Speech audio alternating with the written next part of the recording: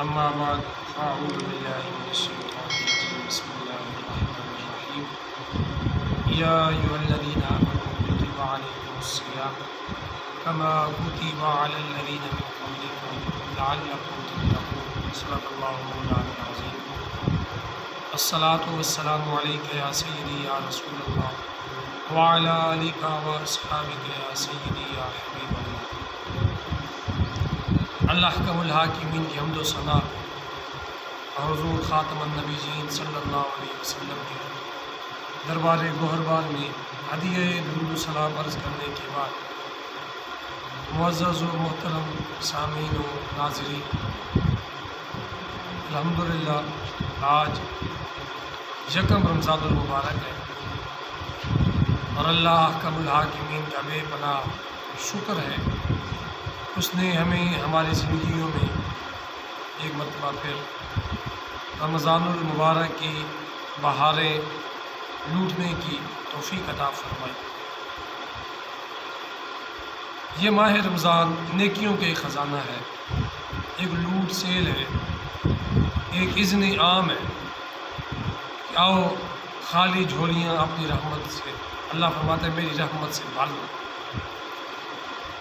ماہ رمضان المبارک میں ہم چھوٹی سی نیکی کرتے ہیں لیکن اجر و ثواب اس کا بہت زیادہ ملتا ہے۔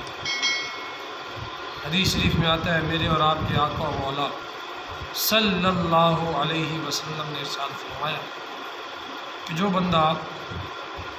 نفل ادا کرے ماہ رمضان شریف میں، اللہ اس نفل کو فرض کے برابر ثواب عطا فرماتا، اتنا اس کا درجہ بلند ہو جاتا ہے۔ اسی طرح فرمایا کہ جو بندہ فرض ادا کرے، ایک فرض ماہ رمضان شریف میں جو آپ ادا کرتے ہیں، اللہ تعالیٰ اس کو 70 گنا بڑھا کر اجر و ثواب عطا فرماتا ہے۔ اس کی مثال یوں سمجھیے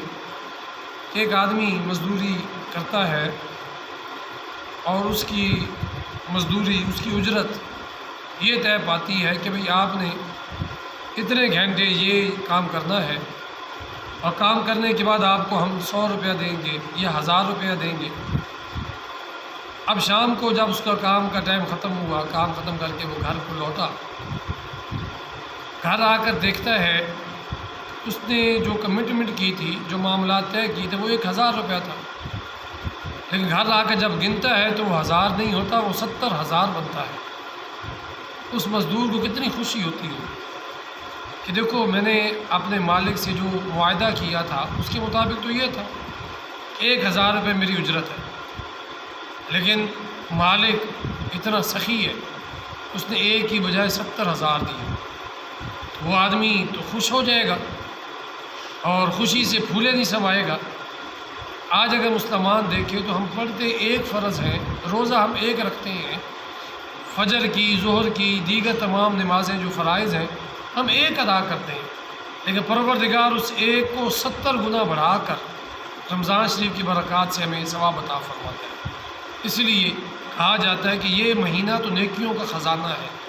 جتنی کسی کی ہمت ہے اس مہینہ میں نیکیاں اکٹھی کر سکتا ہے۔ اللہ تعالی ہم سب کو اس مہینے کا صحیح معنوں میں ادب کرنے کی اور نیکیاں کر کے، عبادات کر کے خوب فائدہ اٹھانے کی توفیق عطا فرمائے۔ وآخر دعوانا ان الحمد للہ رب العالمین۔